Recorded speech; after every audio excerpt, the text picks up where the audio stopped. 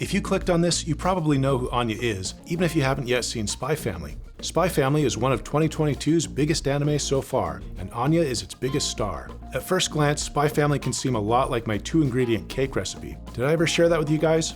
First, you start with half a tablespoon of powdered sugar. Sprinkle that over your workstation, and then you add a cake. One of these ingredients is clearly doing the heavy lifting in this recipe, and in Spy Family, Anya is the cake. But there's more to this anime than just an adorable little telepath who may or may not be hiding Psyche K antenna under her triangular ear hats. There's actually a lot going on with this varied and entertaining cast, and it turns out that someone else might be driving the plot even more than Anya. So in this video, we're going to look at the characters, plot devices, and dramatic irony that make Spy Family more than just Anya, and I'll give my final ranking at the end. Let's check it out.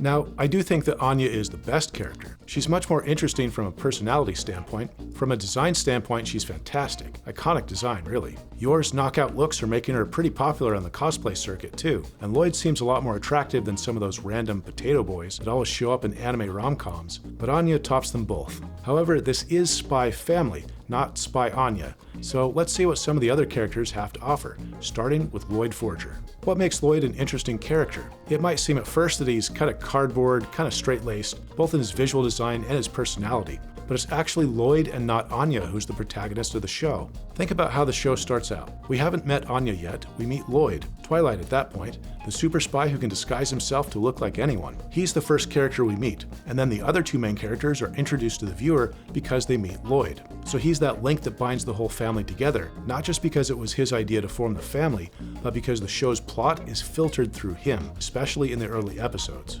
So despite pretty much all of the marketing of the show, most of which revolves around Anya, this is actually Loid's story. He's both the spy and the reason for the family. They're all trying to fulfill his mission, whether they know it or not. He's got to convince Donovan Desmond not to start a war. And there's going to be side stories, of course, for the different characters, but every show has a main goal, and the main goal of Spy Family is Loid's main goal.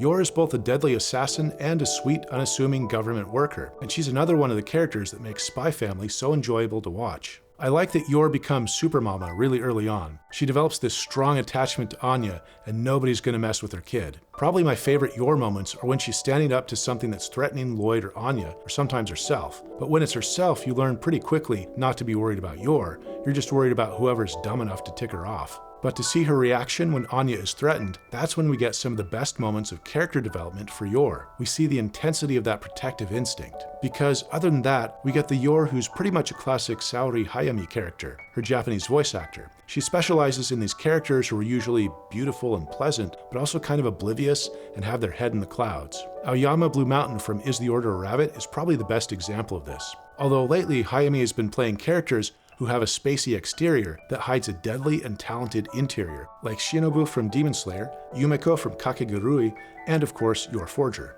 The first season tried to give Yor more screen time by building up romantic tension with Loid, but those romantic moments were kind of frustrating because you've got this exceptionally good-looking woman who obviously would have had romantic attention before, and yet she acts like she's never heard of romance. So yeah, the schoolgirl act is a little hard to believe because, okay, if it's a high school rom-com, sure. If it's a middle school rom-com, even more believable. The characters are a little unsure of themselves. Maybe this is the first time they felt these emotions. But to see two attractive adults act like tweens at their first dance, it was a little cheesy. However, those romantic moments did play well into the overall theme of the show, which is that they're a fake family that was created for a spy mission, but turns out they're actually the perfect family for each other. And hopefully we get to see more development for Yor in Season 2. One big plus about Spy Family beyond Anya is the way that it handles comedy. A good comedy is going to take its characters, give them a huge problem, and then make it worse. From a plot standpoint, comedy is going from bad to worse, to even worse than that, until you're at the worst possible point you could possibly be, and then you go a little worse than that, and then the show ends. And everything's great by the end, somehow. But you always want to leave those characters worse off than they were at the beginning of the episode. The aquarium episode is a good example of this. How does that one start out?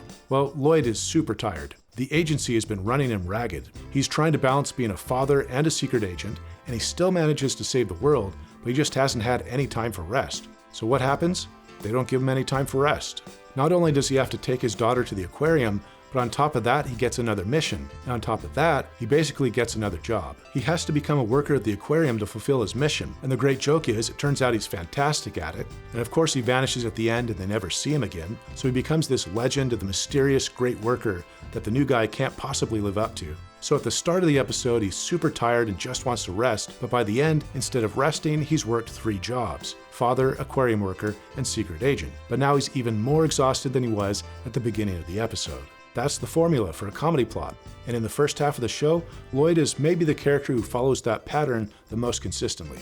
Anya does this when she starts out some of those school episodes and she's got to get a Stella star, but instead ends up with a Tonitrus bolt. Or when her goal is to befriend the Desmond kid so she can help with Operation Strix, but by the end of the episode, they get into a fight and she likes him even less. But without Loid to do the heavy lifting plot-wise in several episodes, the show would not have been nearly as successful. Speaking of Damien Desmond though, I really liked the little guy, and that surprised me. One thing I appreciated about him is that he's not just a jerk. He's capable of reflecting on the evidence and coming to his own conclusion. He's just not always mature enough to act on those conclusions yet. But come on, he's a first grader. He's got time to grow. So he's able to see, oh, Anya actually has some really cool qualities. And you can see him pause for a moment and almost take that initiative to make peace with Anya, but then his friends butt in and he has to put on that tough guy act as a little kid. There's also Frankie Franklin, who's great because he's just there for comic relief, but he's really good at it. In fact, I don't think they use him enough. A lot of the side characters I wasn't expecting much from at first because of their over-the-top character designs. But what Spy Family loves to do is take what looks like a cliche and then give you just a little bit more. At first with Frankie, you're like, okay, this guy's just a goofball. But it turns out he seems to be one of the few people at the agency who can stand up to Twilight. I would not have expected that. And of course, it's funny because if you give Frankie an opportunity for a profit, then that's when that inner steel rises within him and he shows what he's capable of. He's totally motivated by greed. But the fact that he is capable, when he looks and acts sometimes like just the bumbling comic relief informant, makes the character a lot more fun. Another character who seems like just a caricature at first is Henry Henderson. This is the guy with the awesome mustache and the monocle who obsesses over everything being elegant. But in this world of snobbery where everyone turns against Anya, Henry gives her a chance. He's the guy who recognizes some of her inner potential. And of course, since it's a comedy, he's misreading most of that. He's seen elegance in Anya, which doesn't exist. But he's got more of a role to play than just Anya's antagonist or an obstacle to getting those Stella stars. He's her advocate, and that makes him a more sympathetic and interesting character. Now, Damien's father, Donovan Desmond, we haven't really seen much about him, which I think is pretty funny since he's the whole reason for the show's plot. I can't think of a single word that we've heard from him the entire first season, but his visual design is hilarious. It looks like he's never had a night of sleep in his life.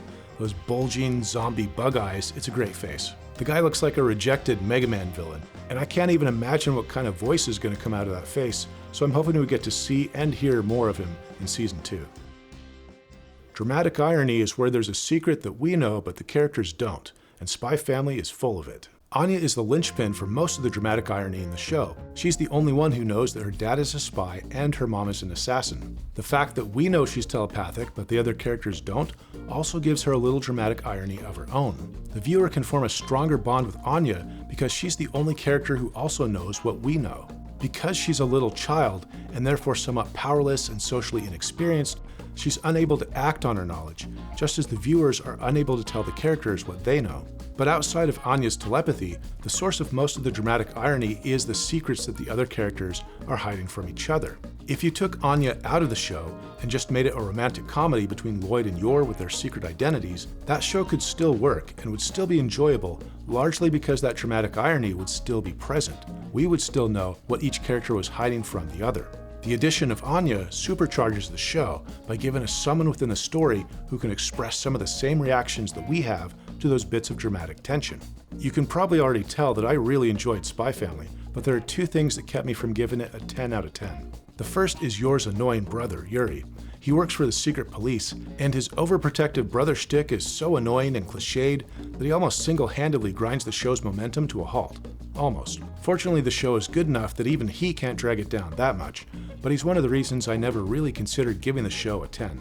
The second problem is a bit more serious, and that's the pacing of the show. It seems at times like the amount of material they wanted to adapt was not a good fit for the number of episodes that they wanted to produce, and this means that occasionally the show might feel like it's stalling for time. Episode 3 had me worried because it seemed like it was just treading water while waiting for the interview episode. Yor in particular worried me at that point that she might be a pretty boring character, but both Yor and the show redeemed themselves and erased any doubts right from the beginning of episode 4, which is a really good one. Episode 12 has the same pacing problem though. Thankfully, we're getting season 2 in a few months, so that episode won't be the last impression of Spy Family for too much longer, but it almost felt like they weren't ready for the season's end. By the finale, you've been watching the show for 11 episodes, and you're ready for the season to end with a big finish. But what do you get for the first 5 minutes instead? An explanation of what the show is and who the main characters are. Seriously, it pretends as though you've never even heard of this anime and just slowly explains that Loid is a spy, Yor's an assassin, and Anya can read minds. I get having to start like this at the beginning of a new season to get viewers up to speed, but in the season finale, it doesn't make sense unless maybe they had just one main idea for that episode and couldn't quite fill the runtime, so they had to fill out the rest by rehashing previously established plot points. But while these drawbacks do keep this show firmly out of the discussion of being an all-time great, at least for me, I would still call this one of the best of the year. I give Spy Family a 9 out of 10 Anyas.